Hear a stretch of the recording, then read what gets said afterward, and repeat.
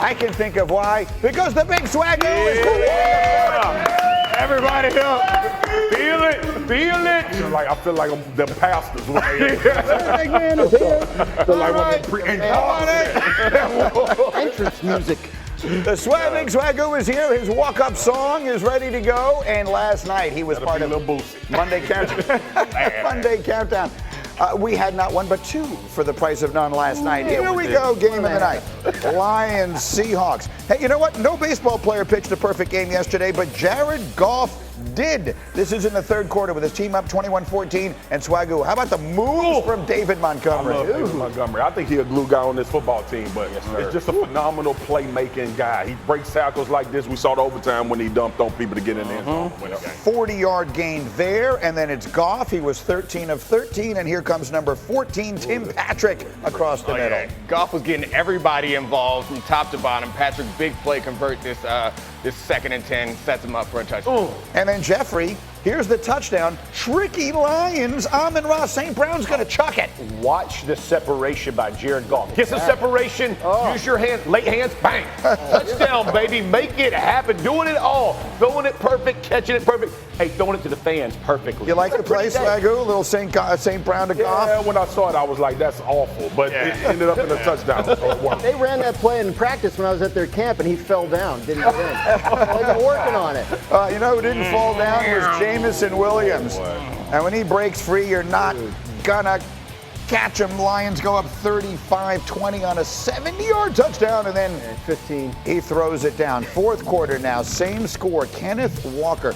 I tell you what, Swagoo, they didn't win, but it wasn't for lack of him trying. Yeah, buddy, that's a big-time football player right there. I know Mike McDonald was happy to see him back, running like he's running. And listen, Seattle is a real player in the NFC. Don't let this trick you. That was his third touchdown of the game. Here's really a huge play. This is a fourth down play that Seattle converts. It's a completion to Jackson Smith and Jigba. But they call offensive interference on Tyler Lockett. Good call? I mean, it's probably a bad call, but I'm a TV, so I like it. I like it. Probably. He can't admit it. I like it. They wind up having a punt, and then Goff finds St. Brown. Little toe tap there in the corner of the end zone, and that's all she wrote. Jared Goff finishes 18 of 18. 292 yards through 2 touchdowns, caught another. It's a perfect night, Swagoo. Look at these numbers. 18 of 18 is a new NFL record for most attempts without an incompletion in any game. The team finished 19 of 19 on passes, if you think about it. So he threw 18 of them and then caught the other. It's the first time a team had a 100% completion rate in a game since the 1942 Giants against Washington. They were 3 for 3? Graz's first game covered right there. No, are you ready? A, They do that mug underhand. A, that's uncalled for. B, I would not have gotten that trivia question correct.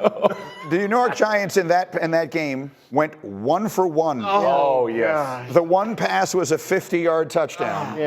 And last night, the Lions. Back then they called it 19 of that. It doesn't have the air yards. More time, Behind the line of scrimmage. Y'all play some real boring football, man.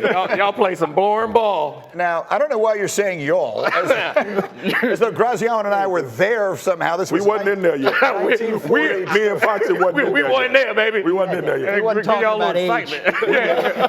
We was at Southern University in Grambling. FAMU. We was playing real ball. You know what I mean? Down there. My bad. Airing it out. My bad, player. I took that one the wrong way. Okay. Yeah. Cross body, baby.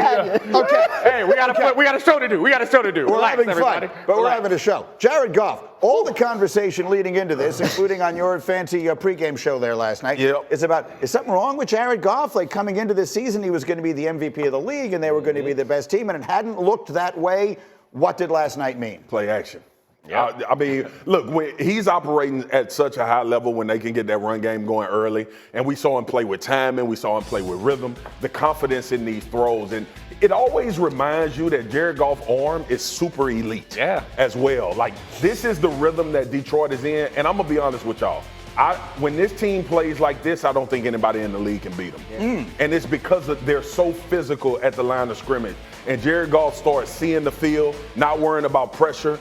And when last night I'm sitting there, Graz, and I'm like, where the hell is all these receivers there? Yeah. Like so Tim Patrick was a great pickup. Great pick. Everybody's making plays. You got two backs out of the backfield that's dynamic as well. Detroit is complete, man. It's just, to your point, G, they have those damn moments of inconsistency where you scratch your head and say, why that performance, right? But if they can keep an even level throughout and get to the playoffs and raise that level to what we saw last night, trouble. Leaning on young guys in the secondary, and I think as the season goes along, you'll see improvement from Terry and Arnold. You know, these were high picks. I think that it's up front, right? Aiden Hutchinson is not going to be the whole pass rush. They're going to need to get something from somebody else up front. So if that division is the best division in football, and I think we all think it is, Minnesota, Detroit, Green Bay, who's the best? Who's the best team in that group? I got to stick with Detroit. I think you can make an argument for Minnesota's defense elevating them, but the real difference to me is Jared Goff. As much as it feels like an insult to say that he's a play-action quarterback, but you see those throws that he's making, and yeah, they're open, but he's making really impressive throws, and we've also seen him make those big-time plays in the playoffs. That's the difference. And as much as I like what Sam Darnold's done so far and that Minnesota team's done so far, they haven't checked that box yet. And we saw Goff last year play well enough against the 49ers. Those passes were dropped. Those passes were dropped. They were not bad throws from Jared Goff. And he led the Rams to the Super Bowl, too. Jeff, the only one I see with the Viking under their name is you. You are fully in. You're totally all in on Darnold and company. And here's why. I think the Vikings are built very similar to how the Detroit Lions are built. They're not quarterback-centric, and that is not a slight on either quarterback, but they have a good running game, have a very good offensive line, right? Aaron Jones can make. They got Justin Jefferson who can be explosive. Now let's flip it over. They can create pass rush. Brian Flores has done a fantastic job on that defensive side of confusing people, giving people issues.